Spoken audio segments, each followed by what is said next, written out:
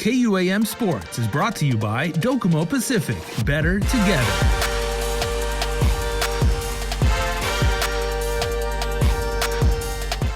We have an all Salas KUAM News Zoom room today, everybody, for the sports report, because I'm Jason Salas, of course, and my auntie slash cousin slash awesomeness slash like always welcome here at KUAM, Linda Salas is here, and we are talking about 8 versus 8 flag football for the females. Women's football is back, baby. So, Linda, thank you so much for joining me. Oh, thank you, Jason, for having me. It's always fun to be here, on your interviews. You always make it fun. Thank you. Absolutely. Well, I mean, it's always fun to cover women's football, but that's kind of like why we're talking here, because we want to make sure that it comes back strong and it comes, it's such a wonderful spectator sport and everything like that. But we need a lot of people to make this league work. Yes, sir. Okay, so what are we looking for, like, exactly? Because obviously this is an open call out. If you are a female and you have played football, if you've never played football, it's a wonderful chance to get involved. So let's talk first about players and what type of athlete are we looking for? We're looking for women ages 18 and over, players who, whether they never played football or they have played flag football. I also like to reach out with the current tackle women's football players who are still on island, who would like to try something different, where tackling is not the norm here. Flag football, you just pull a flag and that's where you're down. I was going to say that's a slight transition, because if you're used to, like, knocking somebody out, you got to go for the flag. And but also, like, women's rugby is so huge on Guam. I mean, this is a great way to stay active for all our rugby players. Yes, I should have went to the Clutch. They had some sort of tournament at UOG. I wanted to go out there and reach out to some of the rugby players. It's not just rugby players. I want to reach out to soccer, basketball, baseball, because I'm grabbing some of those by the handful to come and play flag football. Something I got a few on board. Okay, now so since this is an 8 versus 8 league, right, Linda? I mean, I've heard of, like men's football, they have 7-on-7 drills, which is more for, the specialist position. So your receivers, your backs, obviously the quarterback, but it's not like a full-on offensive and defensive line. When we talk about 8 versus 8 women's, what type of positions are you looking for? There's going to be 3 on the line. So 3 offensive lines, women on the front, 3. And then the rest, of course, you got your quarterback, that makes 4. Then the other 4 I can make as wide receivers. But then again, I can always change that up, where I can have 2 on the back, like half back or full backs, and 2 wide receivers at the front. Again, that all depends on the play, the formation, and the plays. Exactly. And that's where your scheme comes in, because you could go, T formation, you could go wishbone, you could go wildcat, you could go collegiate spread, you can go air raid. I mean, there's a million different things you could do. Exactly. But just because it's not full on 11 versus 11 doesn't mean this is any less competitive. Correct. There is plays. It's just, except the difference is just the number of people on the field. You don't have 11, you have only 8. The linesmen are ineligible receivers. They cannot be the one to run the ball. If they drop the ball, the wide receivers or the halfback or there's no fumble here. That's one thing good, is we don't have to worry about the defense side running the ball down. So that's interesting. And another reason why we want to invite the ladies to come out and play, play even if they've never played football before, is because this is flag football. You don't have to actually get outfitted head to toe in all of the gear, which, for some people can be kind of cost prohibitive. Yes, so there's no tackling. There's also, they pull the flag. So I'm glad you brought that up, because it's something new to Guam. We're having the founder and CEO of the IWFFA, that stands for International Women's Flag Football Association. Her name is Diane Barrowson. She's coming here to Guam March 10th, and she leaves March 19th. In between those days, she's going to have player clinics, coach clinics, and official clinics. She's going to teach everything, what they need to know about blocking, not block, block. There's blocking that can be done at the end of the zone, like maybe within 10 yards.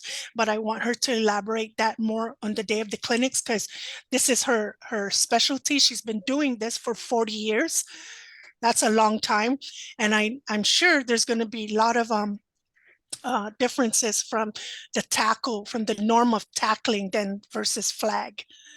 So very cool. So this, again, because of the nature of it being flag football, this encompasses so many different styles of female athletes. So, you know, with women's tackle football, you tend to get women who, you know, are very, very aggressive, obviously, and, you know, like, and they're used to playing tackle football. With this, you can get a combination of speed and power. yes, I look at it as a combination of rugby and soccer put together. That's why you're the best. You just said what I was too ignorant to. So no wonderful. worries. Okay, so so that's the players, right? We've got the ladies who are going to take the field and actually go execute the plays. How about for the actual field generals, right? For the coaches. For the coaches, they have to be females. That's one thing different about the tackle, women's tackle in this league. The head coach has to be females, and I'm willing to train, teach, mentor, coach any female who's willing to have leadership skills to step up that plate, because being head coach is a lot. But what she can have on the sidelines with her is like a defense coordinator, an offense coordinator. They can be there, but he cannot be the main voice on the field. It has to be the head coach. So there's an issue and she wants to debate about the penalty or call back the play. It has to be the head coach to make that call, not the male counterpart in the sides. And whether he's defense or offense, but it has to be the head coach. Sure. Okay. And now for the actual officials, you were mentioning that that when the CEO comes out here, she's also part of her clinic is going to be on officiating. What about the zebras, like we call them, the refs? Yes, I'm glad you mentioned that. The officials have to be certified. So Diane is going to have a 3-day workshop on the officials, and those officials have to pass her exam in order for them to officiate. So, and with that said, also the women can, the preference of this league is all women empowered.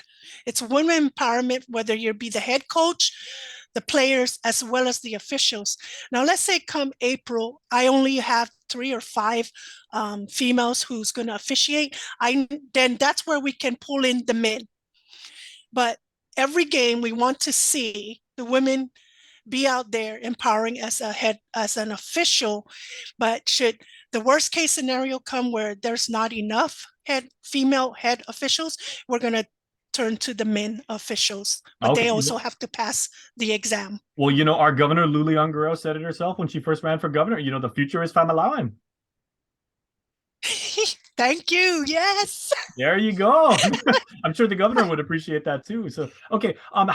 Linda, do you have a set number of teams that you're looking to start out with? I'm sure it's like, you know, like an even number, but are we looking for 4, 6, 8? Right now, with such a limited manpower and volunteers on my base, I'm looking at a minimum 3 teams to start off, but 4 teams is good.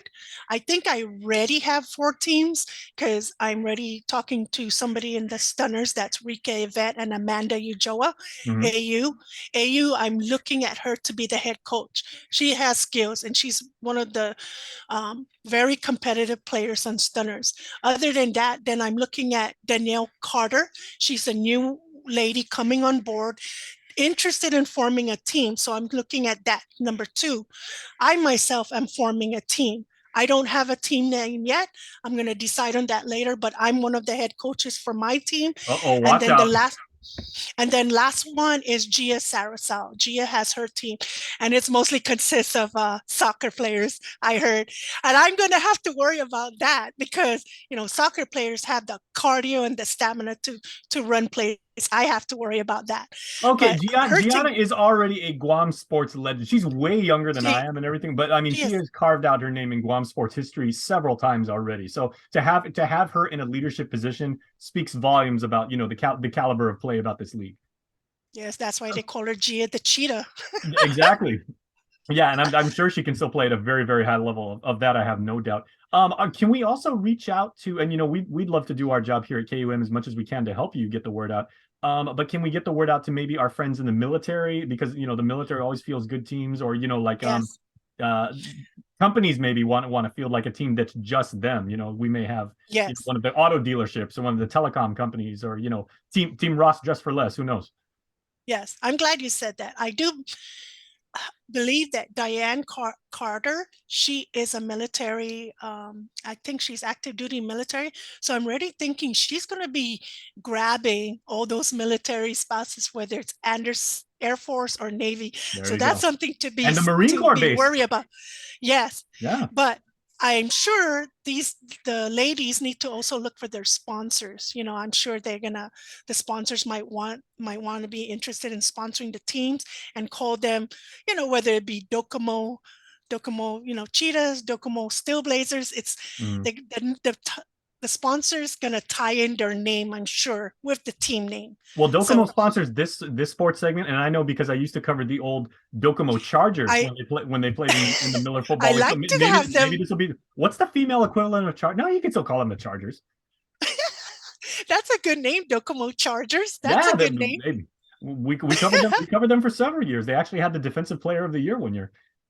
Oh, Yeah. nice. So they've got a rich history of it. Okay, so now again, you know, it's so often said, Linda, that, you know, many hands make light work, and obviously, and setting up any type of sports league at any level is a tremendous amount of work. It's a lot of logistics. You've got, you know, so Yes. many balls in the air. I'm sure you need help otherwise, just administratively. So if anybody wants, you know, if there's any people who just love sports and they would like to contribute in some way, maybe Yes. not on the field of play, but how can they contact you and get in touch? Yes.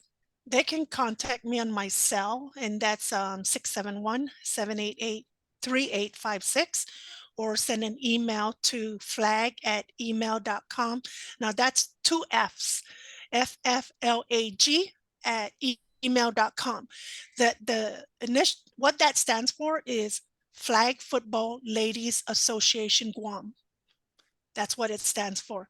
So give Linda a call, everybody, because trust me, this I know from personal experience. She really is this nice and this cool in person too. So when you talk to her on the phone, she's going to give you all the information you need, and she's going to get you psyched about female 8 versus 8 football coming in April, right? So we've got some time, but we want to make sure that we do this thing right. Yes.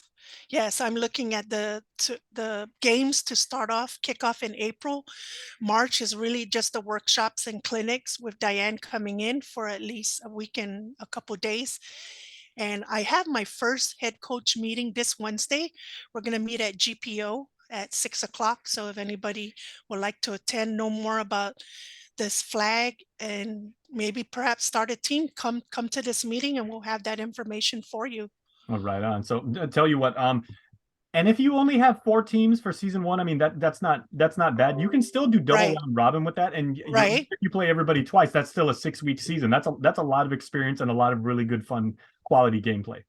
Yes. Okay. Well, we're along for the ride too, Linda. So we want to absolutely chronicle everything that goes into this league, because female football, whether it's tackle or it's flag, is always a fantastic spectator sport. That's the final thing I want to ask.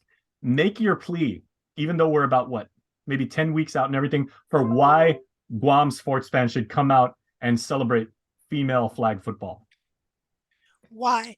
Well, one of the reasons why is I'm trying to get some gorgeous former pageant title holders to join. I think Sarah Felish Camacho is probably thinking of joining. I'm trying to get Geneva Bosco to come out. So Sarah's my cousin, and Geneva's a very, very good friend. Yes. Geneva and I co-emceed the Miss Guam pageant after she was Miss Guam. I would say, okay, Sarah, I know can run like a deer, and and if this was tackled, Geneva can take somebody out. Right. I know Geneva she should not worry about. Oh, man, no, tell you what, Linda, I've got a whole roster of wonderful island females, chamaritas, I know could really excel in this league. So I'm going to send you that list. Yes, I want those title holders to come and play, because they don't need to worry about getting tackled. Okay, anybody who ever ran for, we're talking like Miss Guam World, Miss Guam Tourism, like anything like that, please. Yes. I want them to come out and join, give the fans something to watch, the uniforms would be nice. I was thinking one team to make a team almost like Daisy Dukes, and what they wear is the jeans, right? That's kind of like cut shorts. Man, you're As really far going as- for it. Yeah. That's just an idea that that's really up to the head coach and And the this team. format has been done before, in the Yes. States, and it's very, very popular. And it's not all just about like the cheesecake. You've got really, really good competitive athletes like playing, and then there's the cosmetic Yes. too. Oh yes, we There got you go. some competitive player. I'm grabbing Morgan Regis. She's the offensive MVP when Oh yeah, I remember covering Team Morgan. Legacy. Remember Morgan? Yep. Yeah, she was. She's a good quarterback. Darn good quarterback. And tough as nails. Also one of the nicest people you're ever going to meet. But yeah, Yes. very, very Yeah. good. Okay, let's not give everything away, because we are just we're just scratching the surface here. So Linda, we'd love to catch up with you real soon on how the continuing development of this league is going. So we'll touch Oh, base real thank soon. you. All right, Linda Salas with the Flag Football Ladies Association of Guam, coming to a field near you very, very soon. So make sure to reach out and get in touch. KUAM Sports is brought to you by Docomo Pacific. Better together.